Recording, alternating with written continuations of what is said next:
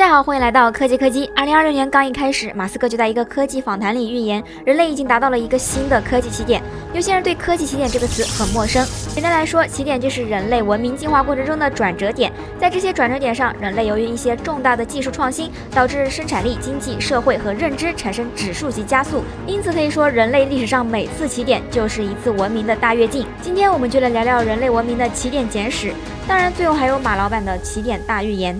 我们的旅程从30万年前开始，在非洲大陆上突然出现了一群现代智人。在此之前的某一天，大雨中的一道闪电击中了一片森林，大树开始燃烧起来。随后，人们发现了一些烤熟的动物，有几个快饿死的家伙壮着胆子吃完了这顿天然 BBQ， 并发出一声感叹：真香！从那一刻开始，他们就站在了认知革命的起点。为了能顿顿吃到 BBQ， 这些家伙的大脑逐渐进化出抽象思维、语言和制造工具的能力。这群人不再被动适应环境，而是转向主动改造世界。因为对火的驯化彻底改变了人的生活方式。火不仅仅帮助人类度过寒冬，还让人类吃上了熟食。人们白天狩猎，晚上坐在篝火前社交，各种故事开始传播，人口数量开始缓慢增长，人类文明因此有了雏形。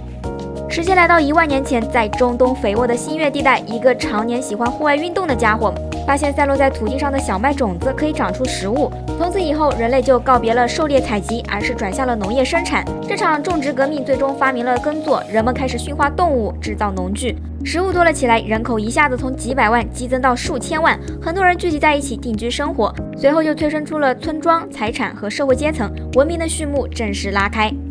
5000年前，在美索不达米亚，一群话痨的苏美尔人认为干说不过瘾，于是发明了楔形文字。人们不再七嘴八舌、说三道四，而是用文字记录各种知识，这极大地推动了贸易、法律和技术的发展，信息传播因此加速，知识从精英扩展到更大的群体，文明的脚步逐渐迈向远方。同时，人们告别了石器时代，青铜工具的出现再次提升了生产力，越来越多的人聚集在一起，最早的城市和国家也出现了，如埃及和苏美尔。时间来到公元前1200年前，在今天的土耳其出现了一个赫梯帝国，他们发明出世界上最早的人工冶铁技术，并率先制造出农具和武器，但小气的他们对冶铁技术进行了垄断。直到赫梯帝国灭亡后，冶铁技术才开始向两河流域、古埃及、希腊、印度传播，铁器开始取代青铜器，人类进入了铁器时代。但随着铁器的大量普及和工艺的提高，这种廉价坚硬的工具最终推动了大规模农业与战争，帝国开始出现，哲学也得以诞生。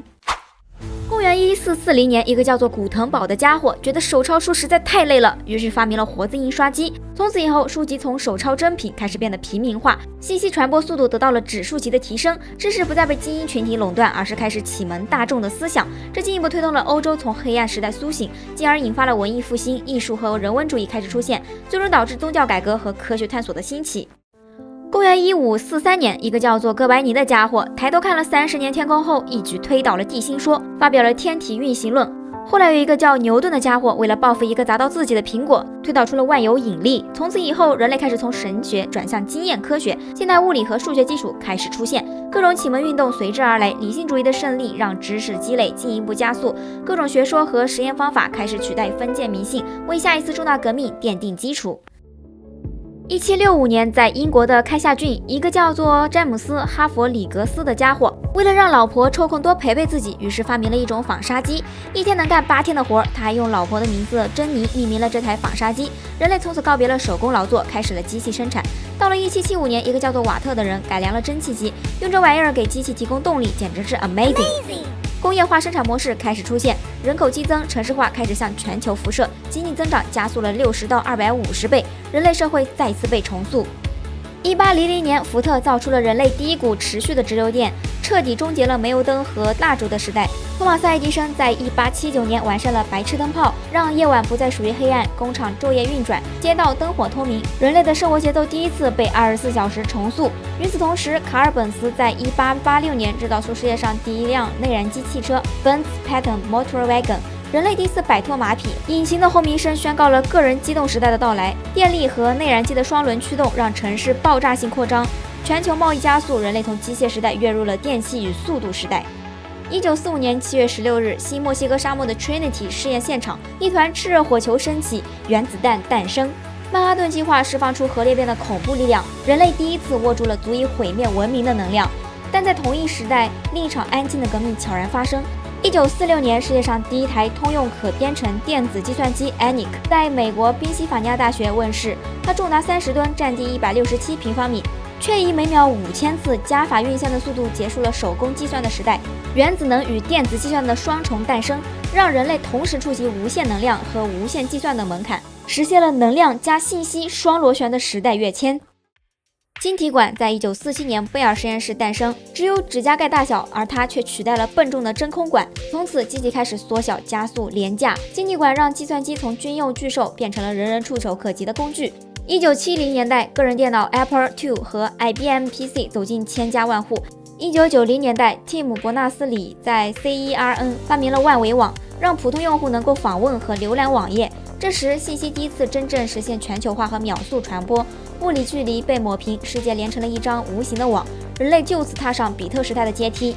2007年1月9日，旧金山 Macworld 大会上，史蒂夫·乔布斯举起一部触屏手机说：“今天，苹果重新发明了手机。iPhone 不是一部电话，而是一台放进口袋的超级计算机。它融合了触控屏、互联网、相机、音乐播放器。从此，人类可以24小时互联网在线，随时分享，随时计算。”社交媒体爆炸 ，Facebook、Twitter、Instagram 让每个人成为内容创造者和传播者。智能手机普及的10年间，全球连接密度指数级上升，大数据时代正式开启，信息不再是稀缺资源，而是洪流。这次跃进让人类从坐在电脑前变成生活在网络中。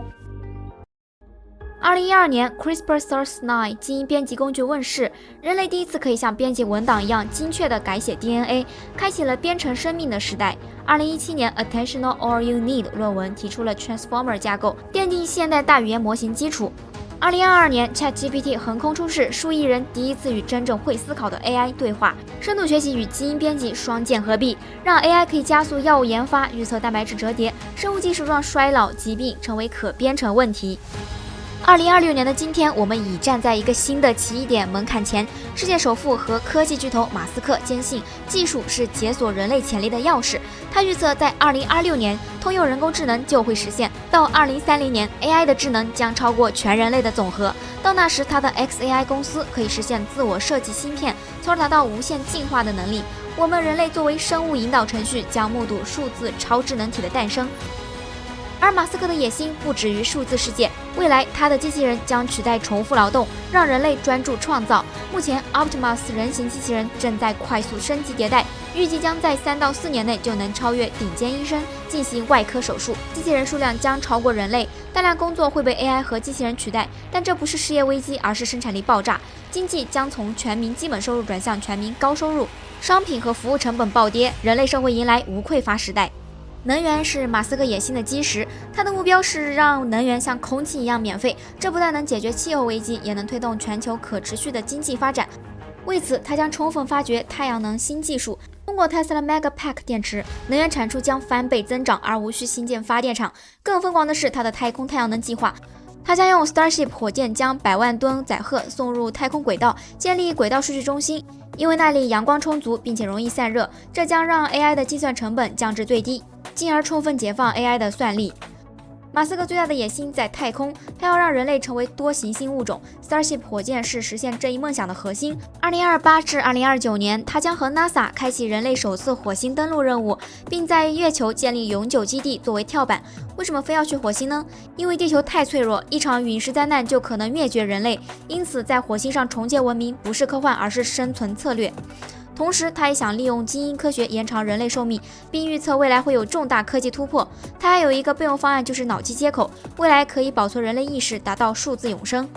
在马斯克描绘的未来中，教育将被颠覆 ，AI 如 Grok 将成为个性化的老师，具有无限的知识和耐心，适应每个孩子的天性和个性。